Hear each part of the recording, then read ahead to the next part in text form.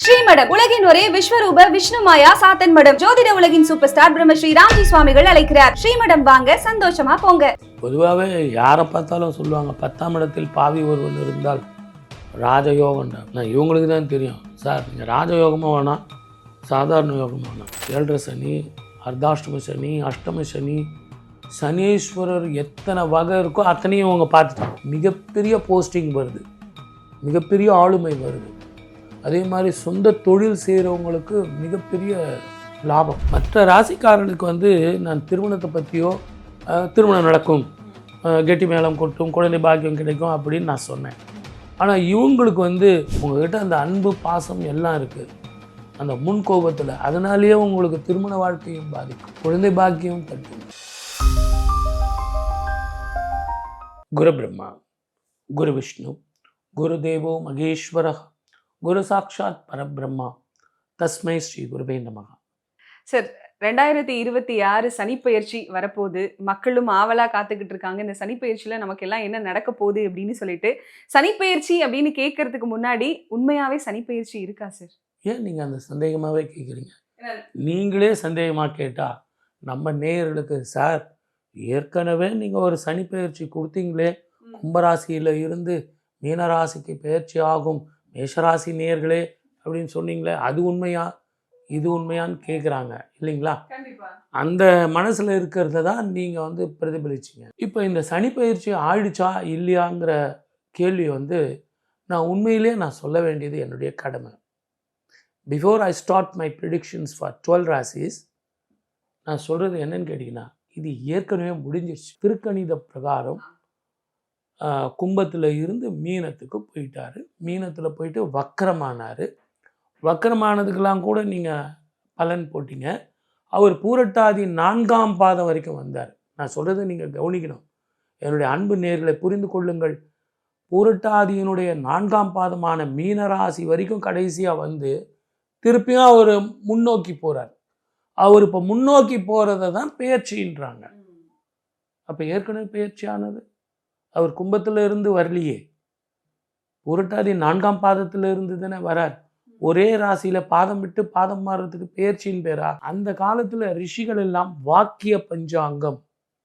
இன்றைக்கி எனக்கு கம்ப்யூட்டரில் வந்துடுச்சு சார், இதிலே பெயர்ச்சி ஆயிடுச்சு சார், இப்போல்லாம் சொல்லக்கூடாது சார் அப்படின்னு நான் ஏதோ எனக்கு தான் எல்லாம் தெரியுங்கிற மாதிரி நான் சொல்கிறேன். இருந்தாலும் அன்று முனிவர்கள், ஞானிகள், யோகிகள், ஜோதிட வித்வான்கள் இவங்கெல்லாம் என்ன பண்ணாங்கன்னா, தன்னுடைய ஞான திருஷ்டிலே பார்த்து இந்த கிரகங்கள் எங்கே இருக்குது, எப்படிப்பட்ட கோணத்தில் இருக்குன்னு சொல்லி அவங்க குறித்து வச்சது கரெக்டாக இருக்கு. அந்த வாக்கிய பஞ்சம் பிரகாரம் தான் நம்ம பலன் சொல்லிட்டு இருந்தோம். திருக்கணிதம் அப்படின்னா திருத்திய கணிதம்னு அர்த்தம். அது அப்போ கணிதம் இல்லையானா அதுவும் கணிதம் தான். திருத்திய கணிதம், திருக்கணிதம். அப்போது ஒரு திருநள்ளாறு அப்படிங்கிற ஸ்தலத்தில் சனீஸ்வரருடைய சன்னதி, அங்கே சுவாமி ஈசன் இருக்கார், தர்பாரண்யேஸ்வரர். அங்கே மூல கடவுளை யாருன்னு கேட்டிங்கன்னா அவர் தான்.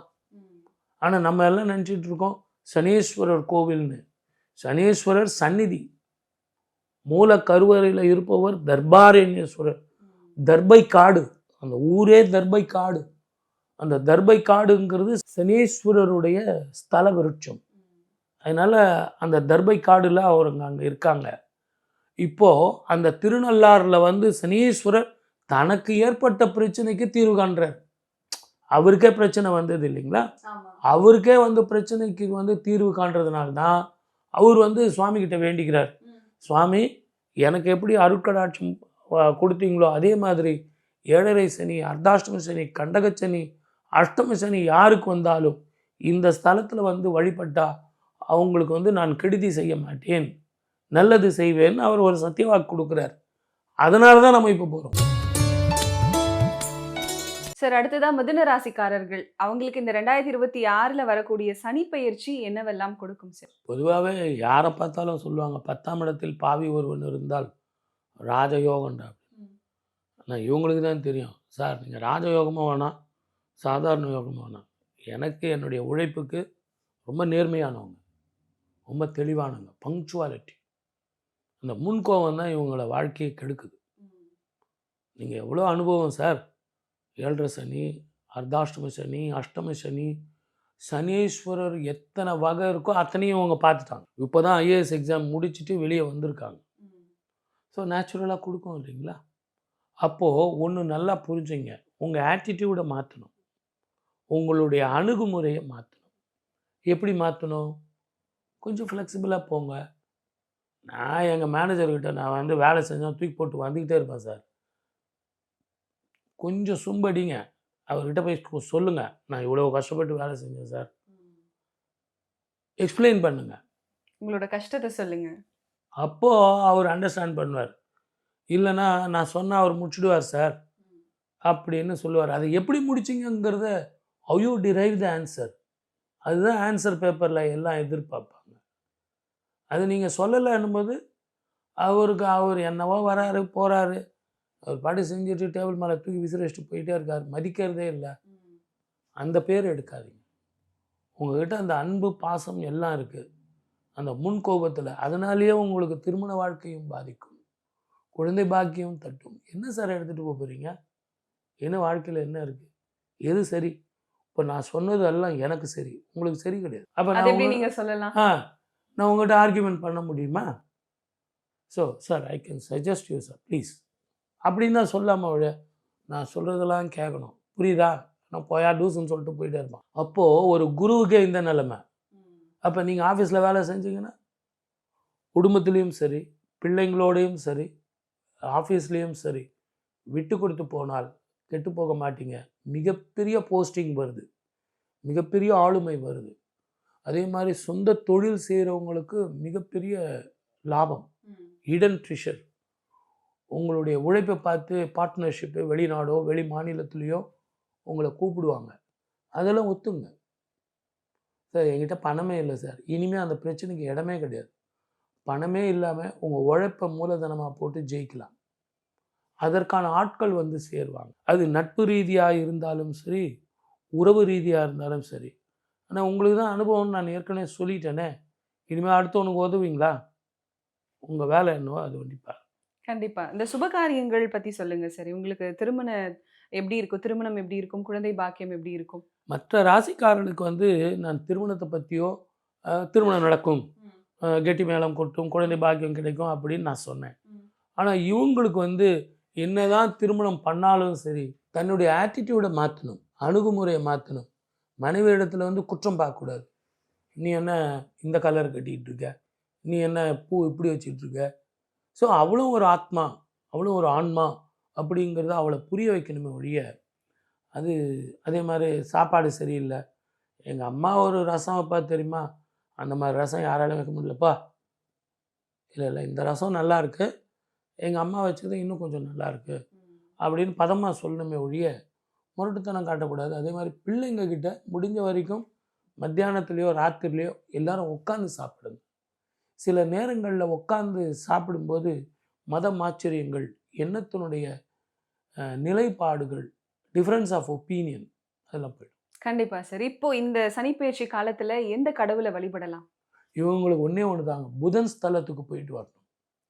திருவெண்காடு அப்படிங்கிற சுவாமி கோயிலுக்கு போயிட்டு அகோரமூர்த்திக்கு ஒரு அர்ச்சனை பண்ணிக்கிட்டு புதன் பகவானுக்கு பச்சை துணியை வச்சு சுவாமிக்கு வந்து அலங்காரம் பண்ணி பால் அபிஷேகம் பண்ணிட்டு வந்தீங்கன்னா அற்புதமான பலன் கிடைக்கும். எல்லாத்தோட வஸ்திர தானம் செஞ்சால் இவங்களுக்கு அந்த வஸ்திரத்தில் இருக்கிற ஒவ்வொரு இழைக்கும் ஒவ்வொரு நூலுக்கும் பலன் கிடைக்கும். அற்புதமான வாழ்க்கை வரும். வாழ்க வளமுடன். All the best. இப்போ பொதுவாகவே சார் இந்த சாதாரண மக்களோட வாழ்க்கையில் திருமணமாக இருக்கட்டும், இல்லை புதிய தொழில் தொடங்குறதா இருக்கட்டும், ஏதோ ஒரு நல்ல காரியம் பண்ணலாம் அப்படின்னு சொன்னாவே அவங்களுக்கு இந்த சனி தானே ஒரு மிகப்பெரிய பிரச்சனையாக இருக்காங்க. அப்போ இவங்க பொதுமக்கள் எல்லாம் என்ன சார் பண்ணுறது? சனியை ஃபாலோ பண்ணலாமா வேண்டாமா சார்? என்னன்னு கேட்டிங்கன்னா, ஒரு ராசிக்கு அவர் 2.5 வருஷம் இருக்கார். இப்போ குரு மற்ற கிரகங்கள்லாம் பார்த்தீங்கன்னா அந்த ராசிக்கு இருக்கிற பலன் தான். ஆனால் சனீஸ்வரர் பார்த்தீங்கன்னா முன்ன பின்ன இருக்கிற பலன், அவருடைய பார்வை, வக்கரம் அப்படின்னு இதெல்லாம் கணக்கு பண்ணோம். அதனால தான் பயப்படுறாங்க. சனி கொடுத்தால் யார் தடுப்பர்? சனியை போல கொடுப்பார் யாராவது உண்டா? சனி கொடுத்தால் அது ஸ்திர சொத்தாக இருக்கும்.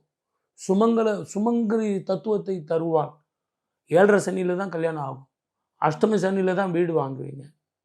7.5 சனியில் தான் ஊர் விட்டு ஊர் போவீங்க. இடம் விட்டு இடம் வாருவீங்க. பணத்தோட அருமை தெரியும். பசினா என்னன்னு தெரியும். It is a training period. ஆகவே இந்த 7.5 சனியும் சரி, அஷ்டம சனியும் சரி, இந்த காலத்தில் சுபம் நடக்கணும்னா நீங்கள் தாராளமாக போயிட்டு வாங்க. திருநள்ளாறு போயிட்டு வாங்க. இந்த மீனத்துக்கு போகிறத சந்தோஷமாக குடும்பத்தோடு போயிட்டு உங்களுக்கு 7.5 சனி, அஷ்டம சனி, அர்த்தாஷ்டம சனி போய் உங்களை ஏங்க தானம் பண்ண போகிறீங்க, தர்மம் பண்ண போகிறீங்க. இது தப்பா? 2 வாட்டி பண்ண தப்பா? 3 வாட்டி கூட பண்ணுங்களேன். அதனால ஒன்றும் தப்பு இல்லை. எனக்கு அவருடைய பார்வை வந்து நல்ல பார்வையாக மாறணும், கொடுமை போகணும், உடல் ஆரோக்கியம் வரணும், ஸ்திர சொத்து சேரணும், குடும்பத்தில் நிம்மதி வேணும், சந்தோஷம் வரணும். விட்டுருங்க, தைரியமாக சந்தோஷமாக போயிட்டு வாங்க.